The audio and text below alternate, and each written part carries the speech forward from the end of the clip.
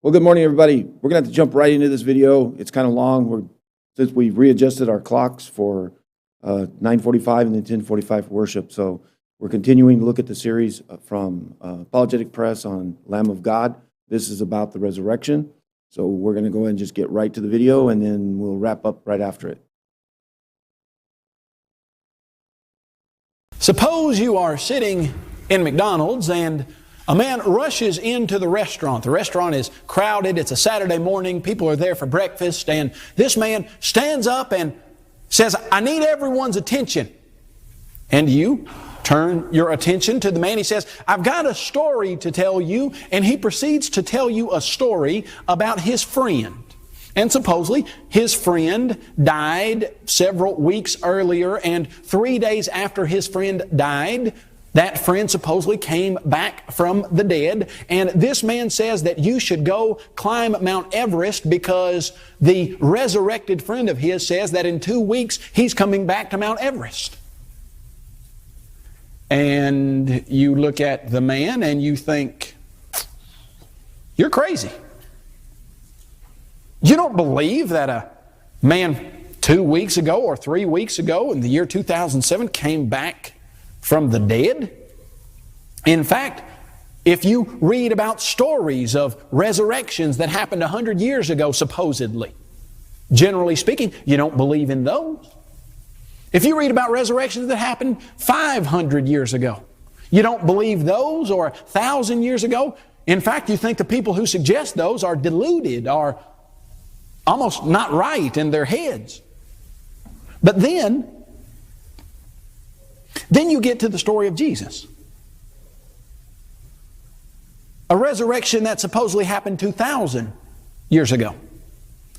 You wouldn't believe the one at McDonald's, but you do believe Jesus. Well, why is that? There are several people who come to the story of Jesus and they demand that it's impossible for the story of Jesus to be true. I want to read to you a statement by a man named Richard Carrier. Richard Carrier wrote an article, a paper, actually, it's very long, titled "Why I Don't Buy the Resurrection."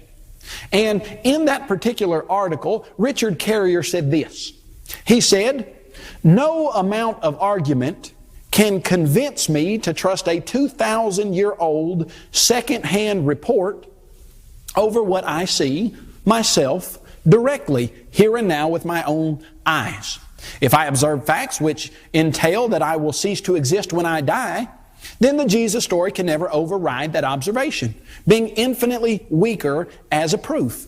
And yet all the evidence before my senses confirms my mortality. A 2,000-year-old second-hand tale from the backwaters of an illiterate and ignorant land can never overpower these facts.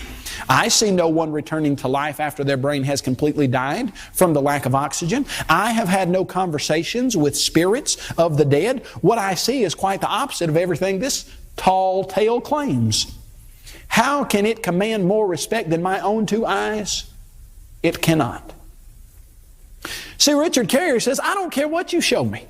I don't care what kind of historical evidence. I don't care what kind of eyewitness testimony. I don't care how accurate the documents are that record and preserve the story about Jesus. You're not going to convince me that anybody's ever come back from the dead because I've never seen it. The first problem that you have to get around in the discussion of the resurrection is the idea that miracles are impossible. You see, the modern day skeptic says that I've never seen someone come back from the dead. My experimental observation is the most powerful form of evidence that could possibly be, and so I'll never believe in a resurrection. But do you know what happens when you press the skeptic on that point? You see, every person believes in something that they haven't seen, whether they want to admit it or not. When you ask the skeptic, who generally is an atheist and an evolutionist, when you ask them, where did life come from? They say, well, it evolved from a primordial slime. And then you ask, have you ever seen life evolve? No.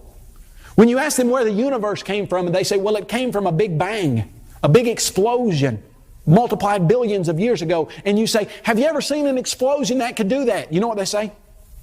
No. There are things that the skeptic believes that the skeptic has never seen. There are things that the follower of Christ believes that he or she has never seen. Was anyone present at the formation and creation of the world? No. But just because a person has never seen God create the universe, does that mean it's impossible for God to do that? Certainly not. The idea that the skeptic presents that I've never seen it and so I don't believe it is an idea that even he or she cannot follow through with. And secondly, what's the point of the resurrection? If people every other week were coming back from the dead at the hospital down the street, and you stood up and you said, there is a Messiah, His name was Jesus, He came back from the dead, you know what the skeptic would say? If resurrections happened on a weekly basis here in the United States of America or anywhere during the year 2007, well, what's so special about a resurrection? People come back from the dead all the time. That wouldn't prove to the skeptic anything because it wouldn't be any different than what's happening on a regular basis. So the skeptic in this idea has given himself any way out. If you say, well, you've never seen a resurrection, he says, that's right, and that's why I don't believe it. But if he had seen several, he would say, well, people resurrect all the time. There's no reason to believe that Jesus was the Messiah. You see, once the skeptic denies the existence of God, then he says miracles are impossible. But denying the existence of God is impossible if you honestly and logically look at all the evidence available. In fact, in our first Pillars of Faith series, we have a lecture titled The Existence of God, where we go through multiple proofs showing that God exists. If you can prove that God exists, and you can, then wouldn't it make sense that that God would use miracles on occasion to communicate a message to people that He wanted them to understand was a message from a God and not from their fellow humans? What would be the best way to show that the message was coming from something other than a human? Well, to provide superhuman, supernatural intervention so that you could see, well, this isn't a human message. This is a message from God. If you can prove that God exists, then miracles make perfect sense. If God does exist, and He wanted to show the world that Jesus Christ was the Messiah, what would you expect Him to use? Miracles. And dealing with people like Richard Carrier, you can see from the outset that it doesn't matter what you show him. It doesn't matter how much evidence is available. He simply is never going to believe in the resurrection because he's never seen one. But if he would follow through with that logic, he would realize he believes all kinds of things that he's never seen, and that argument doesn't hold water. Why are we dealing with the resurrection? How important is it that Jesus really came back from the dead? You know, there are some people who would say the historical aspect of the story of Christ isn't all that important. It's really the moral teachings and the theological implications. You know, whether or not Jesus came back from the dead, that's a kind of just a little side point. But that's not what the Apostle Peter taught. And that's not what the Apostle Paul taught. Paul said in 1 Corinthians chapter 15, verses 14 and 17, he said, if Christ is not risen, then our preaching is empty, and your faith is also empty. If Christ is not risen, your faith is futile. You are still in your sins. Paul said if Christ didn't come back from the dead, everything you Christians are doing is useless. But if Christ did, If Christ really did come back from the dead, then that means if you're following Christ, you will come back from the dead. How important is the resurrection of Christ? Establishing the resurrection of Christ is the fundamental truth that has to be established in order for Christianity to make any sense at all. Without the resurrection, there is no Christianity, bottom line. Now, the apostles, the historical New Testament documents, present the resurrection as a historical fact that happened in time and space. What I mean by that is they present it as something that truly did occur. How can we prove that the resurrection of Christ truly did occur? The first thing that we would look to is the New Testament, the documents that mention the resurrection of Christ. When you do that, you realize that the documents you are dealing with in the New Testament are the most historically accurate documents ever penned. Those coupled with the documents of the Old Testament. Every time the New Testament documents ever make a statement, if you can check it, that statement is exactly right. And by if you can check it, what I mean is if you go to the pool of Bethesda that was discussed in the New Testament, and if that city is still there, you can dig where it says, and there will be the pool of Bethesda. If you compare the statements of Acts to the political history that's recorded by the Romans, you will see that whenever Luke mentions someone in Acts as a political leader, that person was the political leader at that time. If you ever look at the geographical and topographical statements in the New Testament, every single one of them is exactly right every single time. So in order to throw out the story of the resurrection, you would have to say, okay, the New Testament is right here, here, here, here, here, here, here, here, here, here, here, here, here, but when it talks about the resurrection, it's not right. You're telling me that that's the only place in all of the Scripture that is not right? Well, why are you tossing out the resurrection when you don't toss out all of these other things? Well, because I've never seen anyone rise from the dead.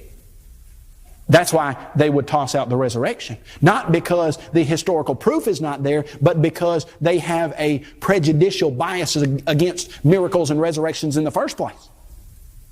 But not only is the New Testament recorded in the most accurate historical documents ever, these documents do not contradict one another. You see, the skeptic often says, well, hold on just a second. Those New Testament documents, you can say they're historically accurate, and, well, you might be right, but sometimes one of the gospel accounts, Matthew, makes a statement that sounds contradictory to Mark or Luke or John. And if you're saying that Matthew's true, but it makes a statement that's different than Mark, then you can't have your cake and eat it too. You can't say that they're both right. So what you've got, in one of the words of a skeptic, he said, you've got an embarrassing multitude of stories of the resurrection.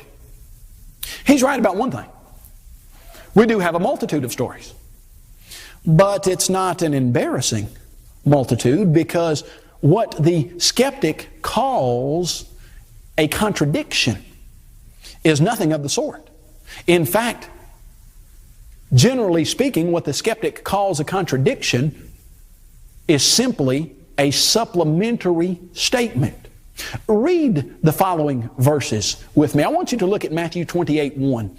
Now after the Sabbath, as the first day of the week began to dawn, Mary Magdalene and the other Mary came to the tomb. Now if I were just to ask you a very simple question, who came to the tomb according to Matthew 28:1? You would see Mary Magdalene and the other Mary.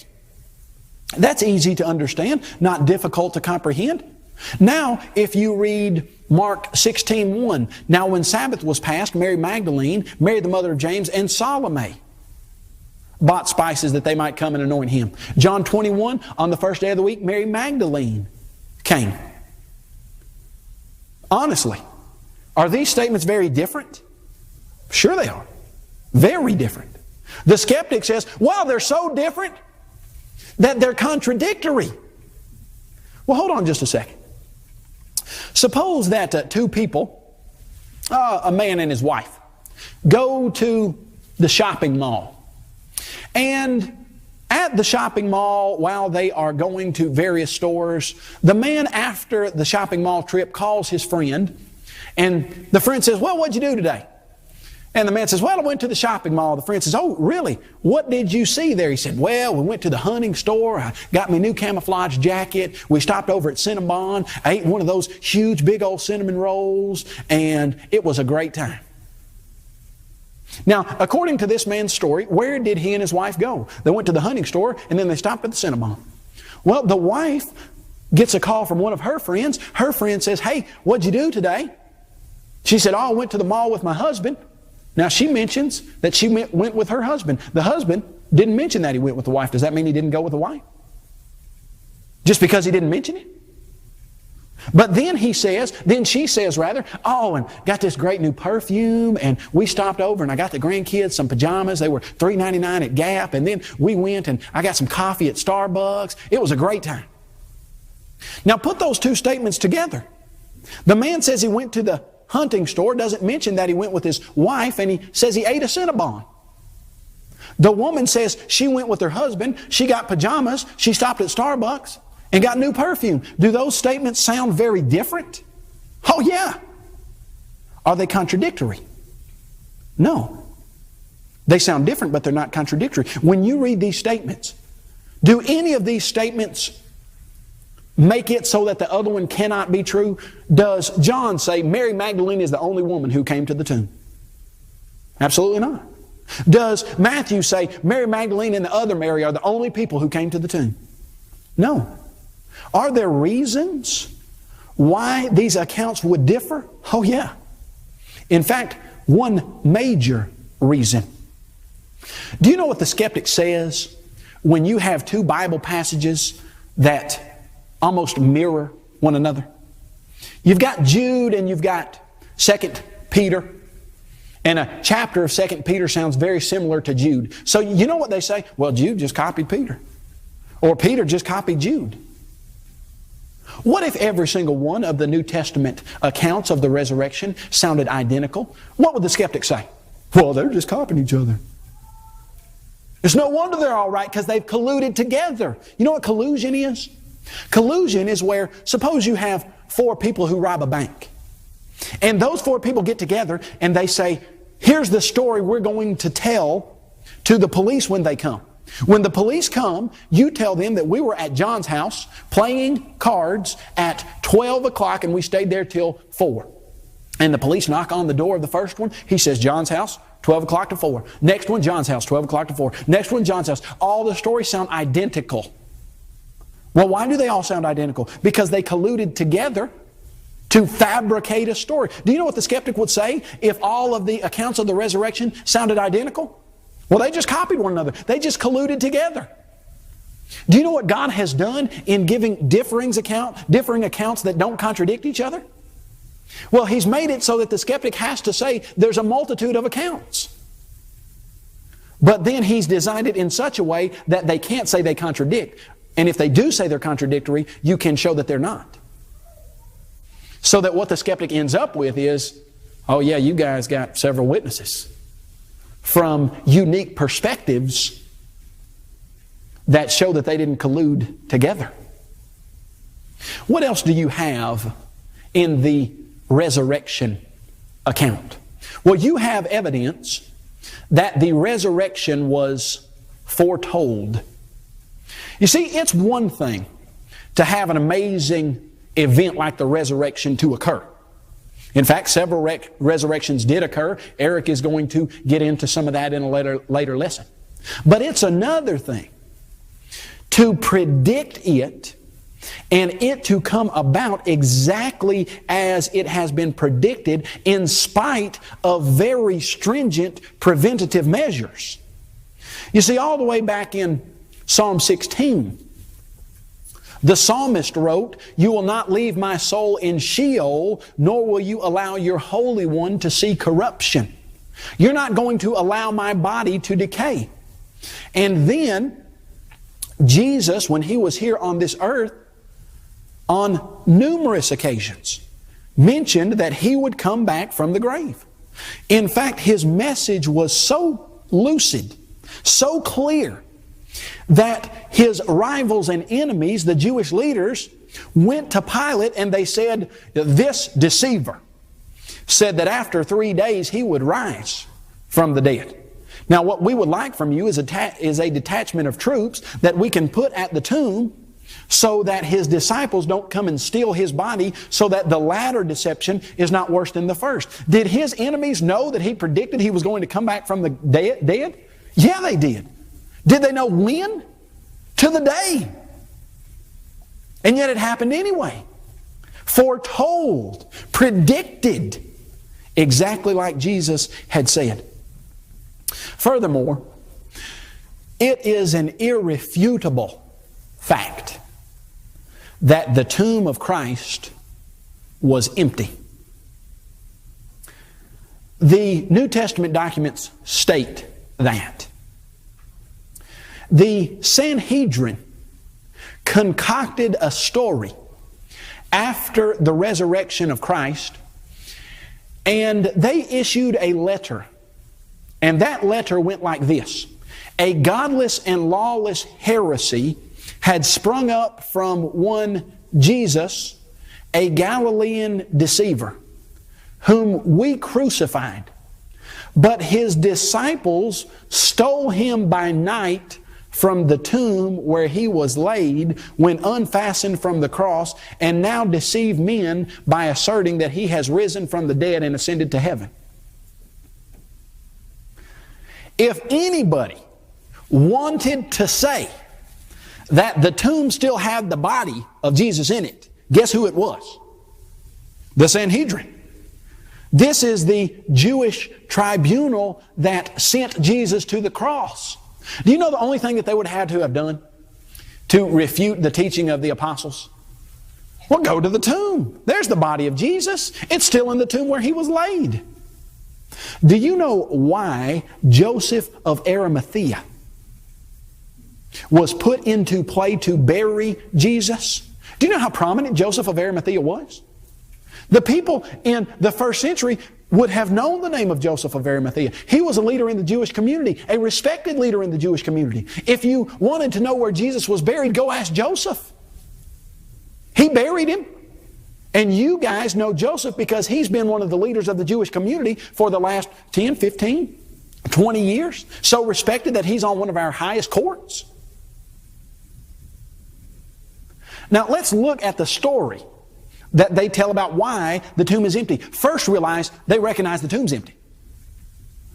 Now, what's their explanation? Well, his disciples came and stole him while the soldiers slept. Well, now that is saying something. You ever tried to find out what's going on while you're sleeping? You know, I've fallen asleep in lots of instances, and there have been lots of things that have happened while I have been asleep. And when I awoke, I couldn't testify accurately to anything that happened while I was asleep. Quick question: if the soldiers really were asleep, how did they know what happened to the body of Jesus? They certainly couldn't have said that his disciples stole him because they were asleep. And just as a side note, the Jewish leaders sealed the tomb with a rock so heavy that the women who were coming to the tomb wondered how they would move it. So the disciples moved a several 100-pound rock so silently that it didn't wake up the soldiers. And Joseph of Arimathea was so prominent that you could ask him where Jesus was buried, and he would go and show you that tomb and that rock if you wanted. So you go to the tomb of Jesus, if you're a first century Jew and you decide to investigate, and you see this tomb and there's a huge rock that has been moved, but supposedly the soldiers slept through the moving of the rock. Oh, and then, added on to that idea, do you know what happened to soldiers when they lost their charges? By their charges, I mean the people they were supposed to be looking out for.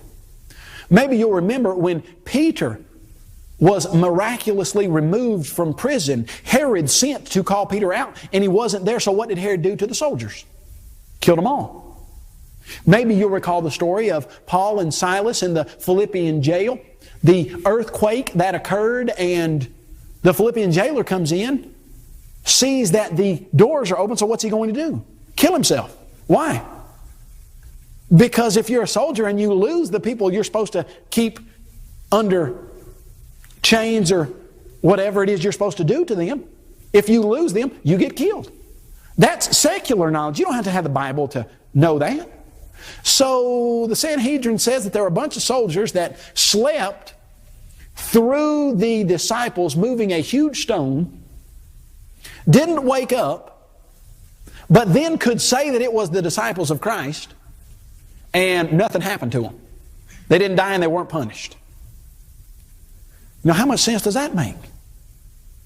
And when Peter stands up on the day of Pentecost in the middle of Jerusalem and says, Jesus, you crucified, the Son of God, explains that Jesus was the Messiah and is the Messiah, what's the challenge to all of those in Jerusalem?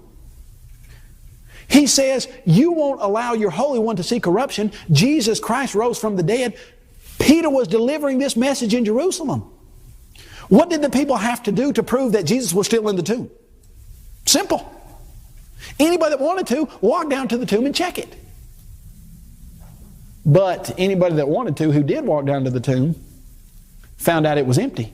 So even the Sanhedrin had to come up with some kind of story as to why it was empty. But not only that, the resurrection is confirmed by eyewitness testimony. If you were to ask yourself, what could God have done, or what could have been done to preserve the story of the resurrection for all time if it happened in the first century? Were there any cameras in the first century? Any videotapes? What would have been the way to preserve a message? You know, several of the skeptics say, well, if I saw a videotape of Jesus rising from the dead or His body going through the wall after His resurrection, I'd believe it. Oh, really? You know, I've seen several movies where it looked like people could go through walls and people came back from the dead. I didn't believe in one of those. You can do all kinds of things to video, to pictures. What would have been the most powerful evidence that you could present? Well, I'm going to lay it down for you twofold. Number one, it would have been eyewitness testimony. In fact, still today are huge, very, very important, monumental court decisions made on the testimony of eyewitnesses every day. Every day in this country and throughout the world. The apostles presented themselves as eyewitnesses. Peter says in 2 Peter chapter 1:16, "For we did not follow cunningly devised fables, but were eyewitnesses of His majesty." 1 Corinthians chapter 15, 3 through 8. The Apostle Paul says, "For I delivered to you first of all that which I also received, that Christ rose again the third day according to the Scriptures, and that He was seen by Cephas, then by the 12, and that He was seen by over 500 brethren at once, of whom the greater part remain to the present. After that He was seen by James, then by all the apostles, then last of all He was seen by me also, as one born out of due time." Peter saw Him. The other apostles saw Him. 500 brethren saw Him. Most of them are still alive. Why do you think Paul said most of those 500 brethren who saw Jesus rise from the dead are still alive? What's the challenge? Go ask them yourself. You don't believe me? We got 500 brethren who saw Jesus. Go ask them. I saw Jesus. But you know what would have been even more powerful than an eyewitness to the resurrection? What would have been more powerful is an eyewitness who suffered for his testimony. You see, suppose that a person claims that something is a fact. But then suppose that that person is tortured, is punished, is abused. And all the while, that person clings to the statement that he or she has made and demands that it is a fact. And that torture and punishment goes so far that that person is killed. But that person never takes back his statement. He says, yes, Jesus Christ rose, and it doesn't matter what you do to me, I will claim that to my dying breath. And you behead the man, and he doesn't change.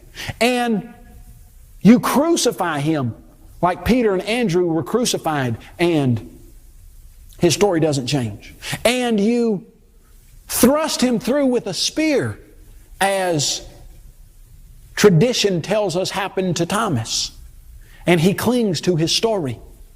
And you cut off his head, like they did to Matthias and Paul, and they don't change their story. And you kill him with a sword. And they cling to the factual accuracy of the resurrection. The skeptic says, well, hold on just a second. He says people die for their religion all the time. Oh, sure they do.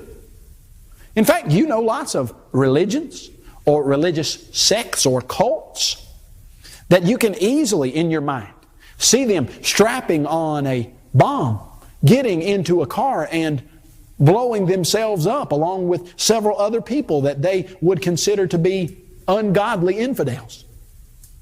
That's nothing new. People have been dying for their religions for years.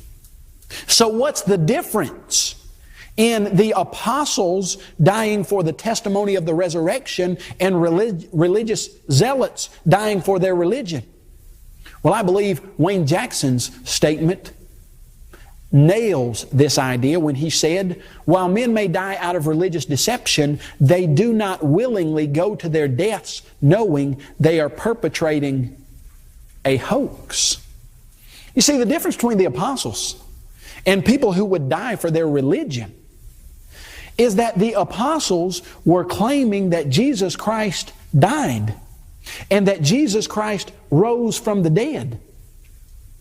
And they were not religiously motivated other than what they were saying they believed to be fully factual.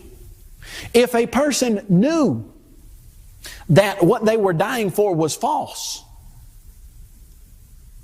would you see a group of those people clinging to a false statement all the while knowing that it's false? And when you look at the writings of the apostles, one of the foremost injunctions on the people who were following the apostles, who were reading their writings, was that they tell the truth. Paul, in his letter to the Ephesians, said, let's lay aside all lying and speak truth to our neighbors.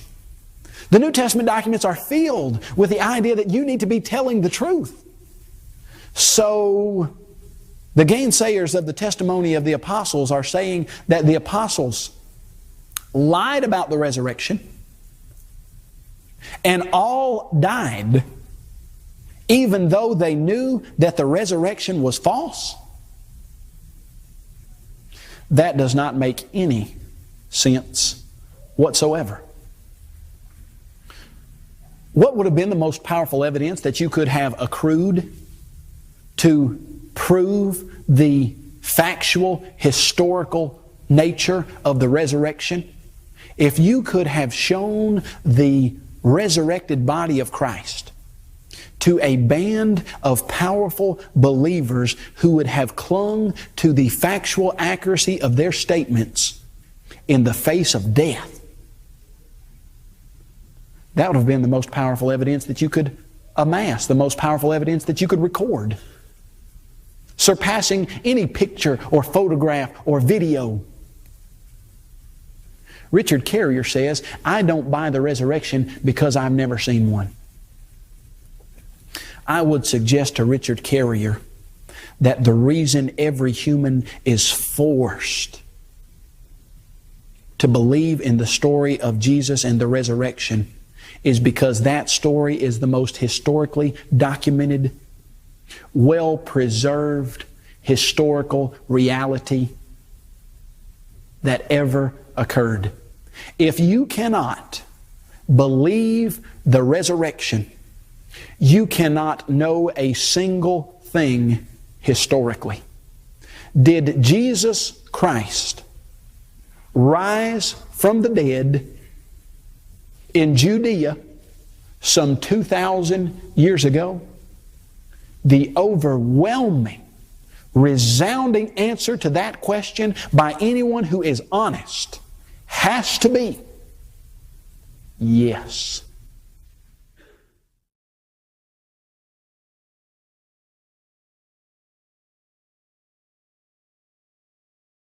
Wrap it up real quick. So, I mean, if you don't want to even turn. All right, I hope you enjoyed that video. If you got any questions, comments, leave them in the YouTube comments.